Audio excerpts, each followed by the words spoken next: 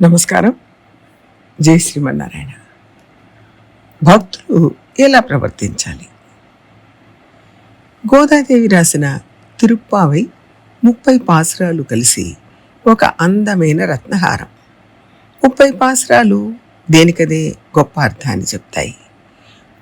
ఒక్కొక్కటి ఒక్కొక్క ఆణిముత్యం. అయినా 15వ పాసురానికి 29వ పాసురానికి ఒక ప్రత్యేకత ఉందని మన పెద్దవాళ్ళు చెప్తారు. ఈ 2 పాసురాలను ప్రత్యేకంగా వివరిస్తారు. వాటిలోని అర్థాలు చాలా గొప్పగా చెప్పబడ్డాయి. ఎల్లే ఇళంకిళియే అనే 15వ పాసురంలో భాగవతులు అంటే భక్తులమైన మనం పరస్పరం ఎలా నడుచుకోవాలి అని చెప్పబడింది. అలాగే 29వ పాసురమైన సిద్ధం సిరుగాలే అనే పాసురంలో భగవంతుడు మన పట్ల ఎలా ఉండాలో తెలియజేస్తుంది. భగవంతుడికి మనతో ఎలా ఉండాలని ఒకళ్ళు చెప్పాల్సిన అవసరం లేదు. కానీ గోదాదేవి గొప్ప అధ్యాపని కాబట్టి కృష్ణుడికి చెప్పింది. మనం 15వ పాసురాన్ని అర్థం చేసుకుంటే చాలు, మనం పరస్పరం ఎలా ప్రవర్తించాలి అని తెలుసుకోగలుగుతాం. ఎల్లే ఇళంకిళియే అని పాసురంలో చెప్పినట్లుగా మనం నడుచుకోవాలి. ఎల్లే ఇళంకిళియే ఇన్నంబురంగిదియో అంటే చిన్న చిలుక, అందమైనది, మాటలో తీయదనం ఉన్నది అని అర్థం. ఈ గోపికను మిగిలిన గోపికలు చిన్న చిలుక అని సంబోధించారు. అసలే చిలుకల భాష, మాట తీరు వినడానికి తీయగా ఉంటుంది. ఈ గోపిక భగవంతుడి గురించి మాట్లాడుతుంది కాబట్టి ఇంకా తీయగా ఉంటుంది. ఇందులో మనం గ్రహించాల్సిన విషయం, భాగవతుల తిరుమేని అంటే ఈ అమ్మాయి అందంగా ఉంది. చిలక అందంగా ఉంటుంది కదా, అందుకని ఈ అమ్మాయిని అందంగా ఉందని ఇళంకిళియే అన్నారు. భాగవతుల తిరుమేని, వారు భగవంతుడి గురించి మాట్లాడే తీరు, వారు పొందిన భగవదనుభవం, ఇవన్నీ ఎంతో ఉన్నతమైనవి. దాని విలువ మనం తెలుసుకోవాలి. ఏదో ఊసిపోక మాట్లాడుతున్నారు అంటే అది లెక్కలోంది కాదు. భగవంతుడి గురించి మాట్లాడుతున్నారు అంటే అది చాలా గొప్ప విషయం. అలా మాట్లాడడం గొప్ప భాగ్యం. అందుకే ఆమె ఇళం కిళి, లేత చిలుక. ఇన్నూ ఉరంగిదియో, ఇంకా నిద్రపోతున్నావా అని కాస్త ఎత్తు పొడుపుగా మొదలుపెట్టారు. 10 మంది గోపికలు లేపుతూ వచ్చారు కదా, ఈ అమ్మాయి చివరిది 10 మందిలో. ఇంతసేపటికి ఇంకా లేవలేదా అని కొంచెం ఎత్తి పొడుస్తున్నట్టుగా అన్నారు. ఎవరితో అయినా మాట్లాడేటప్పుడు మొదలు పెట్టగానే దూషించడం మంచి పద్ధతి కాదు. ఇక్కడ మనం గ్రహించాల్సింది, ఎవరు ఎవరిని ఎత్తి పొడవకూడదు, బాధ పెట్టేట్టుగా మాట్లాడకూడదు. అలా మాట్లాడడం వల్ల లోపల పడుకున్న గోపిక బాధపడవచ్చు. ఎవరి దగ్గర మాట్లాడినా ఏటివారు బాధపడేట్లుగా మనం మాట్లాడకూడదు. వాళ్ళు నాతో చాలాసార్లు అట్లాగే మాట్లాడారు కాబట్టి నేను కూడా అలాగే మాట్లాడతాను, దాంట్లో తప్పే ఉంది అని అనకూడదు. మనం నిదానంగానే ఉండాలి. మనల్ని ఎదుటి వాళ్ళు ఏదైనా అన్నా వెంటనే మనం కోపం తెచ్చుకోకూడదు. సరే కానివ్వండి అని అక్కడతో వదిలేయాలి. ఈ మాటలన్నీ దేహానికి సంబంధించినవి, ఆత్మకు సంబంధించినవి కావు అని గ్రహించి వదిలేయాలి.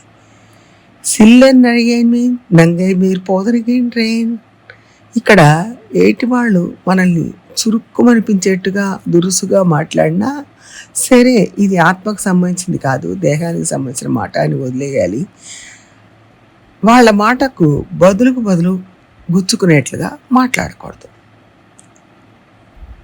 వల్లై ఉన్ కట్టురగల్ పండే ఉన్ వాయర్థం. బయటి వాళ్ళు ఈ అమ్మాయిని నీ మాటల అర్థాలన్నీ మాకు తెలుసమ్మా, మునిపే మాకు తెలుసు అని మళ్ళీ ఒకసారి కొంచెం ఎత్తి పొడుపుగానే అన్నారు. వెంటనే లోపల ఉన్న అమ్మాయి, మీరేనమ్మా మాట నేర్పగల వాళ్ళు అన్నది. కానీ ఒక్కసారి అనగానే వెంటనే తన తప్పు తెలుసుకుంది.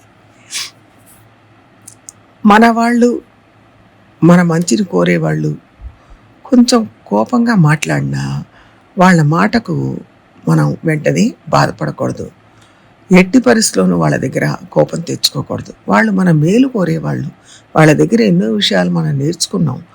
ఏదో సందర్భవశాత్తు కొంచెం కోపంగా ఒక మాట అన్నారు, వెంటనే మనం వాళ్ళ మీద కోపగించుకోవడం పద్ధతి కాదు. ఏదో తెలియకుండా మాట్లాడి ఉంటారు అని వదిలేయాలి. ఉదాహరణకు ఒకళ్ళతో ఒక చోటికి ఓ సమయానికి వస్తామని చెప్పాం, వెళ్ళలేకపోయాం. వెంటనే వాళ్ళకు ఆ విషయం తెలియజేయాలి. తెలియజేయకపోవడం మన తప్పు. అలా చెప్పకుండా ఉదాసీనంగా వదిలేసాం. ఏమైంది? వాళ్ళు 4 రోజుల తర్వాత ఎక్కడో కనపడ్డారు. ఆ రోజు నీకోసం చాలాసేపు ఎదురు చూసి నిరాశపడ్డాను అని కొంచెం బాధపడుతూ చెప్పారు.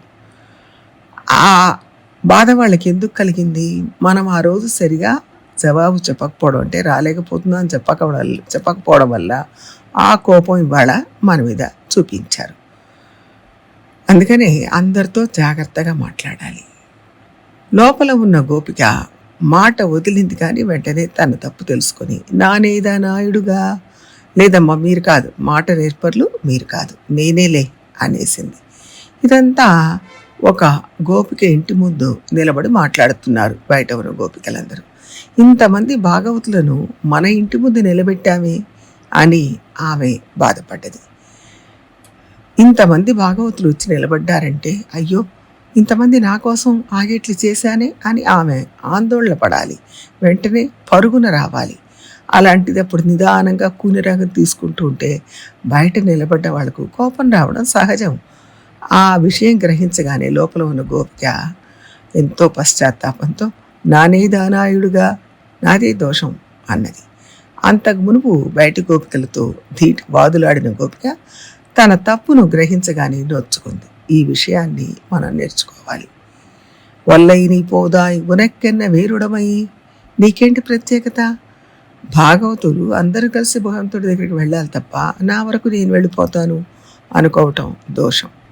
అందుకని బయట ఉన్న గోపికలందరూ, అంటే బృందావనంలో గోపికలందరూ ఈ అమ్మాయిని వాళ్ళతో కలిపి తీసుకువెళ్ళాలని ఈమె దగ్గరికి వచ్చారు. భక్తులను ఎవరు ఇంటి ముందు నిలబెట్టి మాట్లాడకూడదు. వాళ్ళలా మన కోసం నిలబడి ఉండగా మనం లోపల ఉదాసీనంగా ఉండకూడదు. వాళ్ళని తప్పుగా అర్థం చేసుకొని మాట్లాడకూడదు. మనం ఏదైనా మంచి చేయాలనుకుంటే వెంటనే ఆ పని చెయ్యాలి. వాళ్ళు ఎప్పుడో ఏదో అన్నారని మనసులో పెట్టుకోకూడదు. ఒకవేళ వాళ్ళు మన విషయంలో నొప్పించినా దాన్ని పట్టించుకోకూడదు. ఈ విషయాలన్నీ ఈ 15వ వచనంలో గోదాదేవి మనకు బోధించింది. అంటే భాగవతులు తోటి భాగవతులతో ఎలా మసులుకోవాలి. ఇది ఒక భాగవతులకే కాదు, లోకంలో అందరూ కూడా అలాగే మసులుకోవాలి. అప్పుడు ప్రశాంతంగా ఉంటుంది. అనవసరపు గొడవలు తగువులు రావు. ఆచరిద్దాం, ప్రయత్నం చేద్దాం. జై శ్రీమన్నారాయణ.